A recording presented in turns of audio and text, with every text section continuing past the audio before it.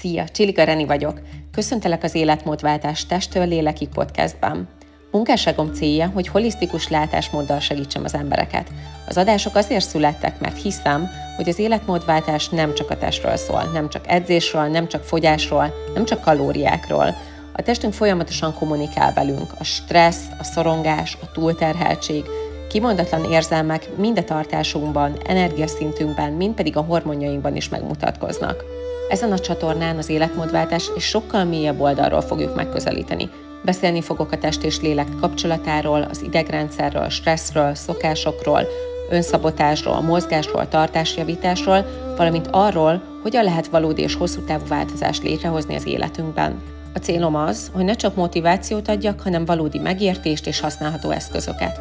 Vágjunk is bele! Amikor a bélrendszer és a mentális állapot kapcsolatára gondolunk, akkor első körben arra asszociálhatunk, hogyha mi puffadunk, vagy valamiféle problémánk van a hasunkkal, a gyomrunkkal, a belünkkel, akkor valamilyen mentális problémánk is alakul ki, tehát rosszabb lesz a kedvünk, vagy a krónikus betegség kapcsán hajlamosabbak lehetünk depresszióra. Viszont ez egyáltalán nem ennyire egyszerű, és oda-vissza hatással van. Magyarul kölcsönösen befolyásolja a bélrendszer a mentális állapotot, és a mentális állapot is a bélrendszer állapotát. A mai podcast epizódban erről szeretnék nektek beszélni. Nagyon sokáig az emberek úgy gondolkodtak a bélrendszerről, mint egy egyszerű emésztőszervről. Egy csőrendszerről, amelynek az a feladata, hogy lebontsa az elfogyasztott ételt, felszívja a tápanyagokat, majd eltávolítsa a salakanyagokat. Viszont az elmúlt 15-20 év kutatásai alapjaiban változtatták meg, hála Istennek, ezt a képet. Ma már egyre világosabban látszik az, hogy a bélrendszer nem pusztán egy emésztőszervrendszer, hanem az idegrendszerünkkel, az immunrendszerünkkel és még a hormonháztartásunkkal, de még az anyagcserével is nagyon szorosan kapcsolatban álló szabályozó központunk. A kutatók ma már nagyon gyakran beszélnek az úgynevezett agybéltengelyről, és biztosan te is hallottál már erről a közösségi médiában, hiszen hála Istennek szerintem egyre többen beszélünk erről, legyen szó szakemberekről vagy influencerekről. Ez egy olyan kétirányú kommunikációs hálózat, amely folyamatos kapcsolatot biztosít a központi idegrendszerünk és a bélrendszerünk között, tehát az agyunk és a belünk között. Fontos hangsúlyozni a kétirányúságot. Nem csak az agy hat a bélre, hanem a bél is folyamatosan hat az agy működésére. És ez volt az elmúlt évtizedekben egy jelentős kutatási eredmény, hiszen eddig úgy gondoltuk, hogy az agyunk csak oda hat, tehát hogy csak a bélrendszerünkre hat, a szimpatikus idegrendszeren, a paraszimpatikus idegrendszeren keresztül, viszont arra régen nem gondoltak, hogy akár a bél is hathat az agy működésére.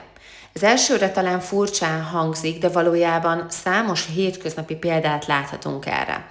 Például egy vizsga vagy fontos előadás előtt jelentkező hasmenés, vagy egy stresszes időszakban kialakuló puffadás.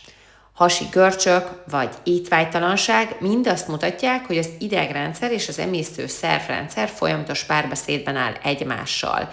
Igen, ez az odahatás, tehát amikor valamilyen mentális zavar, nehézség, stressz van, akkor kialakul emésztőszervrendszeri probléma. Nálam például visszatérő tünet, amikor hosszabb út előtt vagyok, például átszállásos repülőgép előtt, és előttem mindig valahogy megfájdul a hasam, vagy nem normális a székletem, és én már nagyon sokszor ingáztam évek óta, viszont a mai napig is van bennem tudatalatt egy ilyen stressz, egy szorongás, hogy biztos minden rendben menjen, nagy felelősségem van, hogy ne hagyjak otthon kulcsokat, hogy 4000-5000 kilométereket repülök, és valahogy mindig hatással van az emésztőszervrendszeremre. Ez tehát az oda hatás. De hogyan hat vissza a bélrendszer az agyra? A bélrendszerben nagyjából 500 millió idegsejt található. Ez az úgynevezett enterális idegrendszer, amely annyira összetett, hogy gyakran második agynak is nevezik. Természetesen nem gondolkodik úgy, mint az agyunk, de képes önálló szabályozásra és rendkívül összetett információfeldolgozásra. Ez az enterális idegrendszer és az agy egyik legfontosabb összekötő eleme a nervus vagus, vagyis más néven 10-es számú agyideg vagy bolygóideg.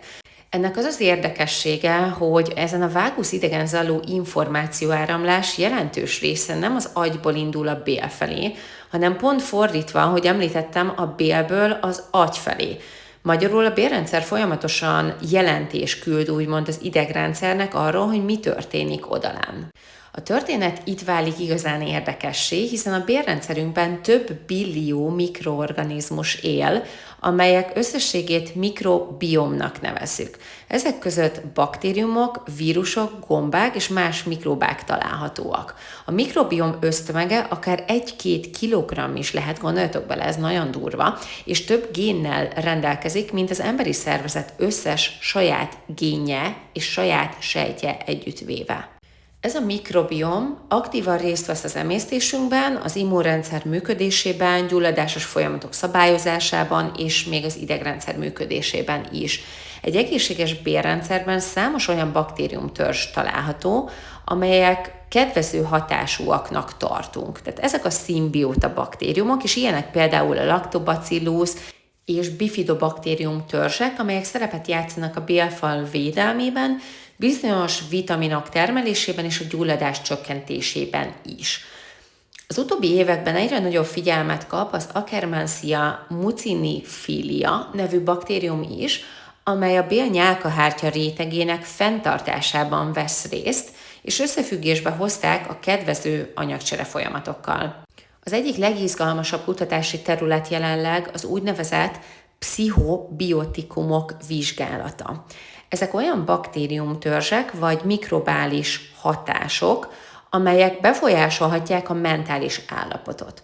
Több vizsgálatban például a Lactobacillus rhamnosus vagy a Bifidobacterium longum bizonyos törzsei kedvezően hatottak a stresszválaszra és a szorongásos tünetekre is. Ahhoz, hogy ezt az egészet megértsük, először is beszélnünk kell a neurotranszmitterekről. Ezek a neurotranszmitterek az idegsejtek közötti kommunikációért felelősek, tulajdonképpen egyfajta kémiai hírvivők. Közéjük tartozik többek között a szerotonin, a dopamin, a GABA, a noradrenalin és még számos egyéb más vegyület.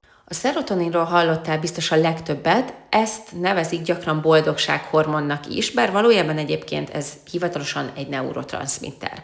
Szerepet játszik ugyan a hangulat szabályozásában, az alvásban, étvágyban, fájdalomérzékelésben és az érzelmi stabilitásban, tehát nyilván a boldogsághoz van köze, de azért nem feltétlenül úgy, ahogy mi gondolnánk.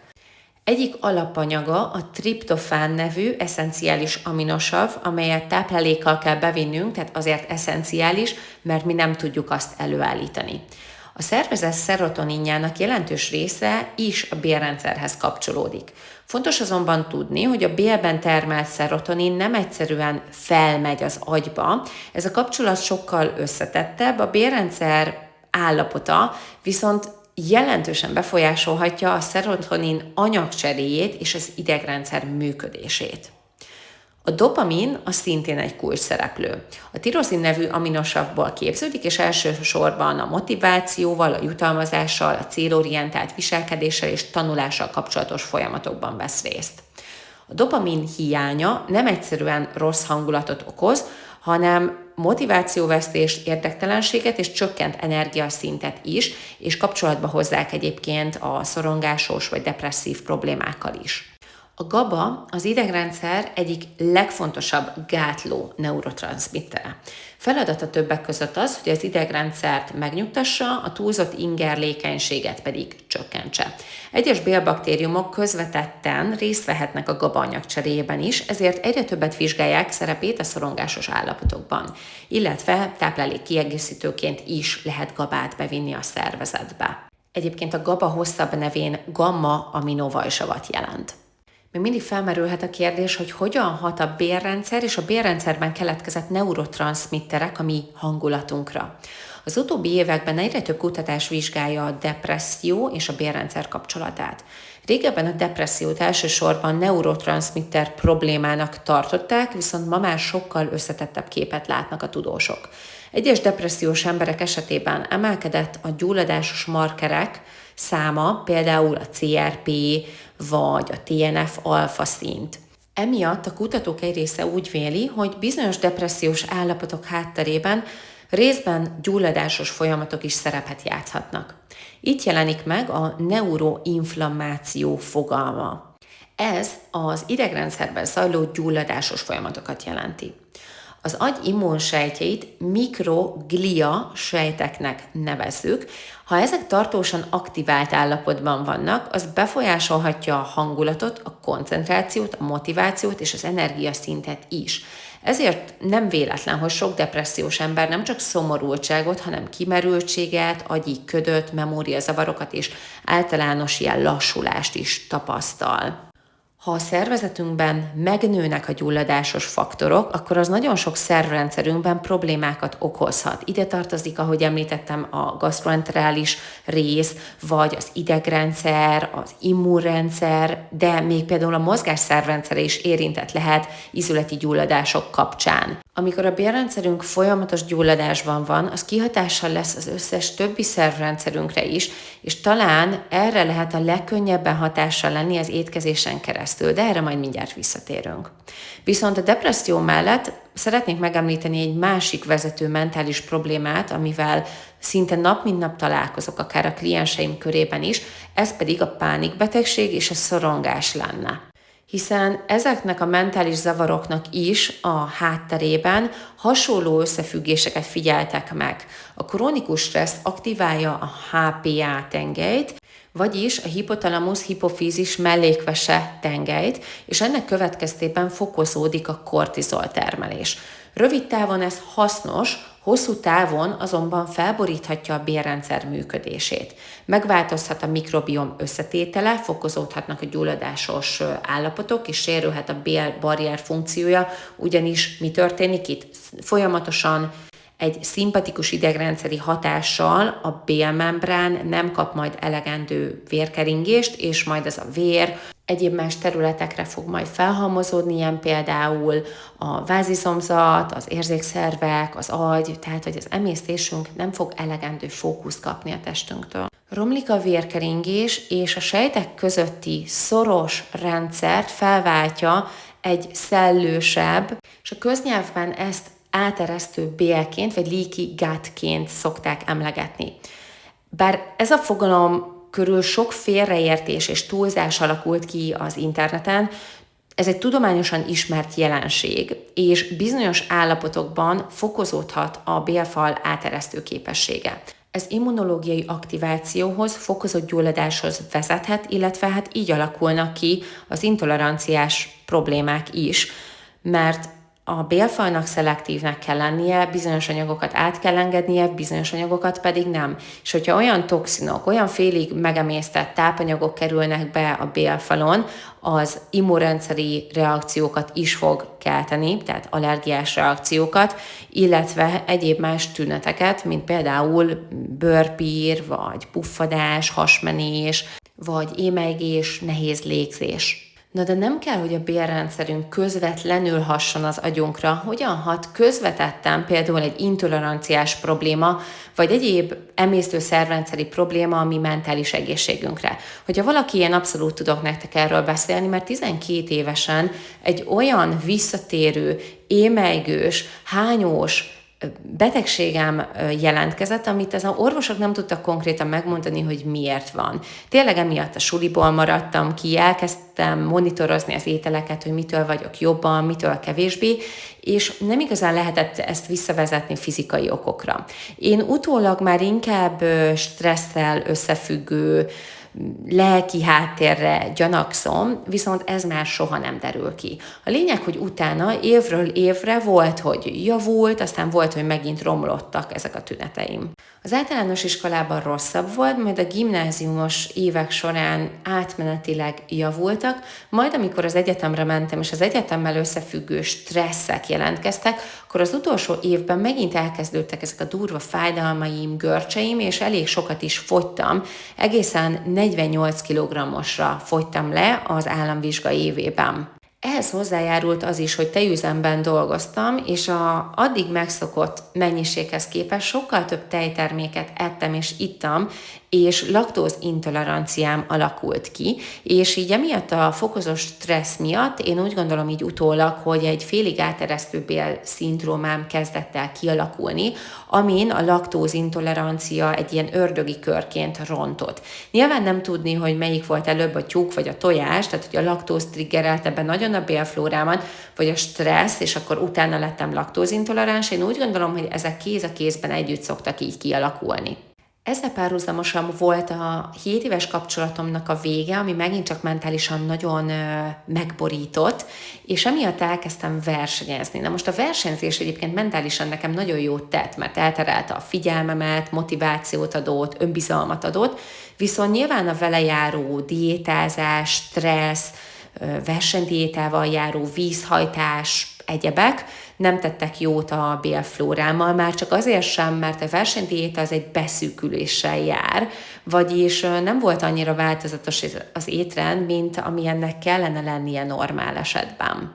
A versenyzés után kezdődött az étkezési zavar, bulimia, majd ortorexia nervosa, rengeteg édesítőszeres élelmiszert fogyasztottam, amivel még rosszabb lett a bélflórám, és 2017-ben egy olyan komplex emésztési és hormonális problémám jelentkezett, amikor már mindent puffadtam, nagyon meghíztam, tehát hogy a 48 kilóról 1-2 éven belül 68 kilóra híztam, azért az a 20 kiló hízás egy 164 centis nőnek viszonylag soknak számít, főleg ilyen rövidebb időn belül. Kialakult bizonyos ételektől való félelem, és ahogy említettem, ezek oda-vissza hatással voltak, és az a félelem még inkább rontott a mentális állapotomon, és negatív spirálként ez ment évekig, mindaddig, amíg el nem kezdtem a lelki oldalával foglalkozni, tehát az étkezési zavaraim helyrejöttek, és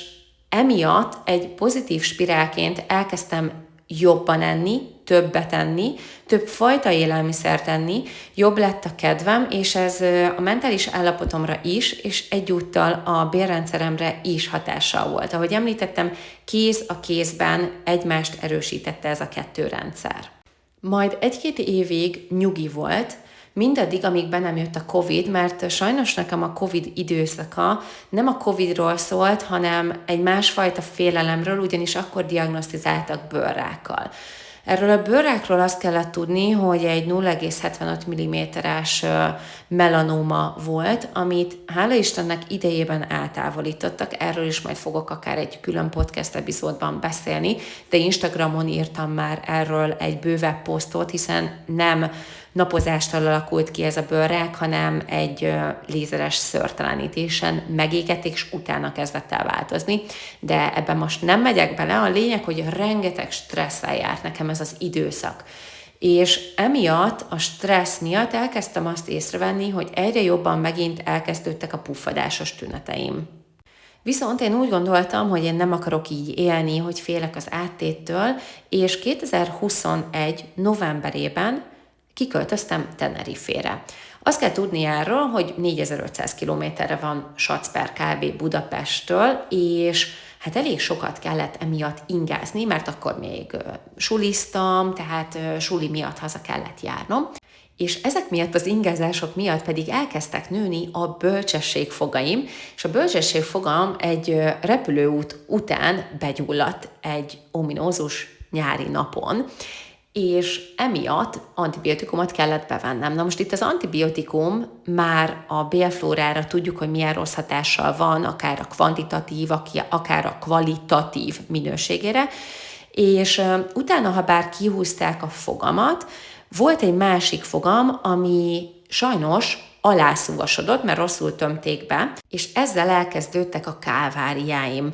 Folyamatos gyulladásban volt, elmentem gyökérkezelésre, de nem teljesen jól tisztították ki az összes gyökeret, volt egy, amiben maradt baktérium. Aztán elmentem még egy körös mikroszkópos gyökérkezelésre, de ott már nem nagyon tudták megmenteni, mert olyan szinten lett alatta egy tájog. Aztán ki kellett húzni, de mindeközben 3 antibiotikumot is be kellett vennem, És gondoljatok bele, ez a fájdalom, a folyamatos antibiotikum, az emiatt kialakuló hisztaminos problémáim folyamatosan rontottak a mentális állapotomon, és a mentális állapotom miatt egyre rosszabb lett az emésztésem. Tehát ez egy ilyen katasztrófa időszak volt, ez 2023 év vége, és 2024 év eleje volt. És a legnagyobb megváltás az akkor volt, amikor eldöntöttem, hogy én kihúzatom ezt a fogat, én nem fogok vele többet szenvedni, és utána tényleg akár napról napra elkezdtek csökkenni az államon található gyulladt aknék,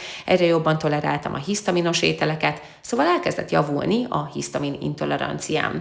Mellette párhuzamosan dolgoztam még szintén a mentális részén, tehát nagyon sokat foglalkoztam így a lelki egészségemen. Figyeltem a bélfal regenerációjára, és egyre több olyan élelmiszert hoztam vissza az étrendembe, amit az eliminációkor kivittem, és szépen lassan elkezdett javulni évről évre az emésztésem, és csökkentek az intoleranciáim.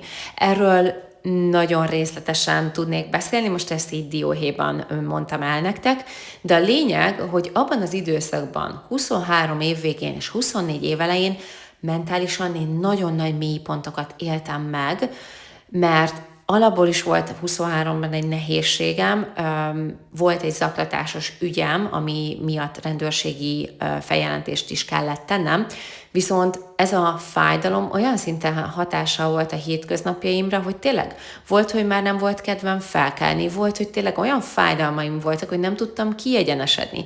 És mellette én órákat tartottam, tehát ugyanúgy dolgoztam, és ugyanúgy próbáltam nem mutatni, hogy amúgy milyen fájdalmaim vannak.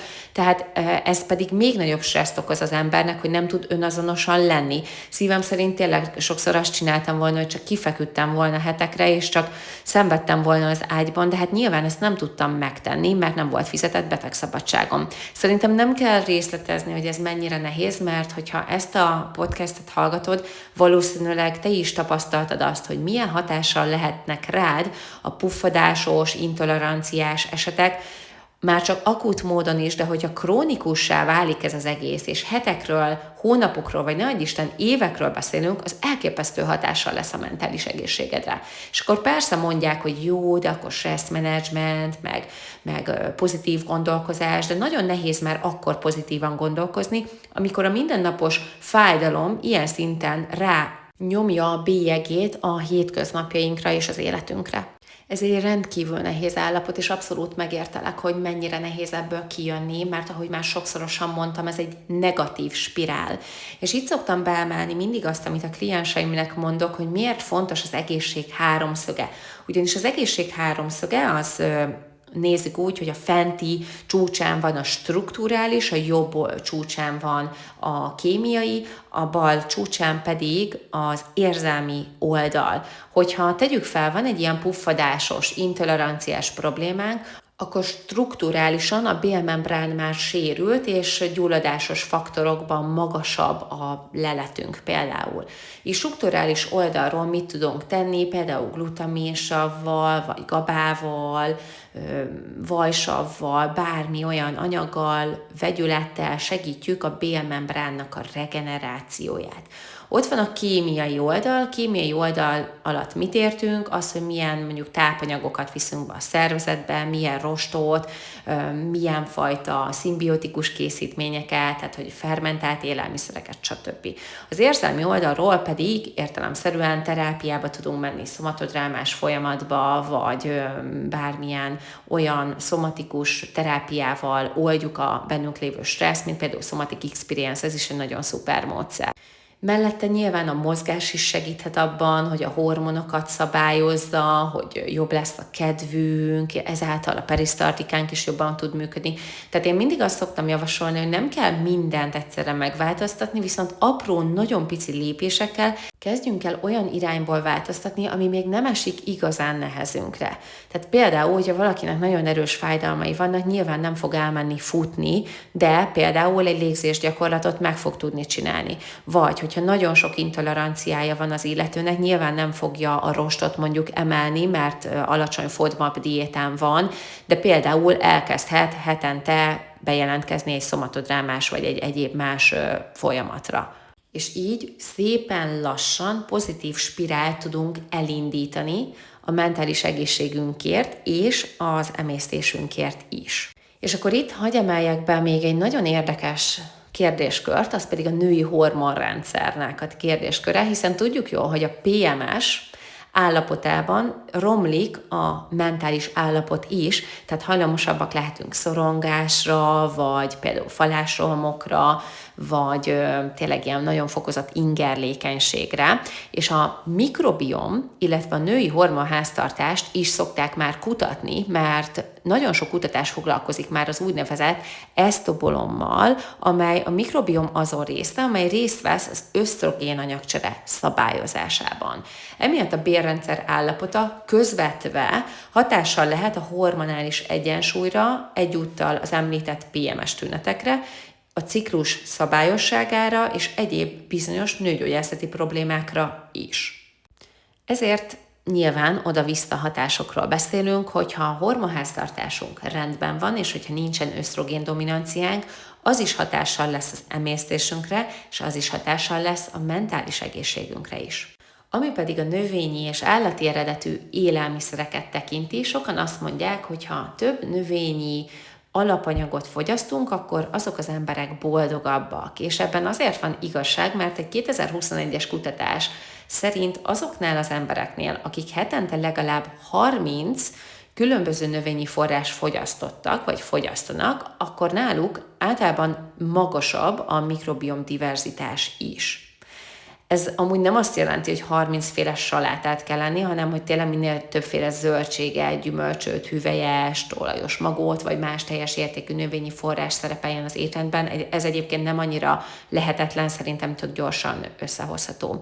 De visszatérve azt is igazolták, hogy ezeknél az embereknél nagyobb az energiaszint, nagyobb a motiváció, sokkal kevésbé alakulnak ki krónikus betegségek, tehát maga a növényi étrend közvetetten járul hozzához, hogy a mentális egészségünk is kiegyensúlyozottabb legyen. Ez nem azt jelenti, hogy el kell hagyni a húst, mert én például nem vagyok annak a híve, hogy teljesen húsmentesen étkezünk, viszont ténylegesen, hogyha magasabb a növényi eredetű élelmiszereknek a tárháza az étkezésünkben, azzal is már nagyon sokat tehetünk a belünk és egyúttal a mentális egészségünkért.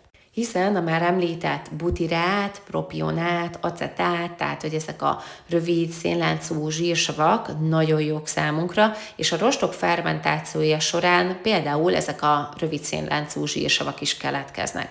Ezek nem csak a bélhámsejtek energiaforrásai, hanem gyulladáscsökkentőek is, és támogatják a bélnek a barrier funkcióját. Ezért, amikor a bélrendszerről beszélünk, nem csak a emésztésünkről beszélünk, hanem közvetetten és közvetlenül is a mentális egészségünkről is. Ez egy olyan rendszer, ami egyszerre kapcsolódik az immunrendszerhez, hormonrendszerhez, idegrendszerhez, és az említett hangulathoz, energiaszinthez és mentális egészséghez is. És a modern kutatások egyre inkább azt mutatják, hogy a depresszió, a szorongás, pánikbetegség, illetve a krónikus fáradtság esetén nem csak kizárólag egyetlen szervrendszerben kell gondolkozni, hiszen az emberi szervezet sokkal inkább egy összekapcsolt hálózat, ahol a bélrendszerünk az egyik legfontosabb csomópontunk. Tehát amikor mentális problémával küzdesz, és vagy emésztési problémával küzdesz, akkor mindig jusson eszedbe ez, és az említett egészség háromszöge, hogy mindegy melyik oldalról, de valamelyik oldalról kezd el a változtatást, és ez majd egy pozitív spirált fog elindítani az életmódodban és az egészségedben. Ha pedig úgy érzed, hogy elakadtál és segítségre lenne szükséged az életmódváltásban, akkor keresd bátran akár étrendért, edzéstervért, vagy komplexebb együttműködésért, szomatodrámás folyamatért a www.csiligarini.com oldalon.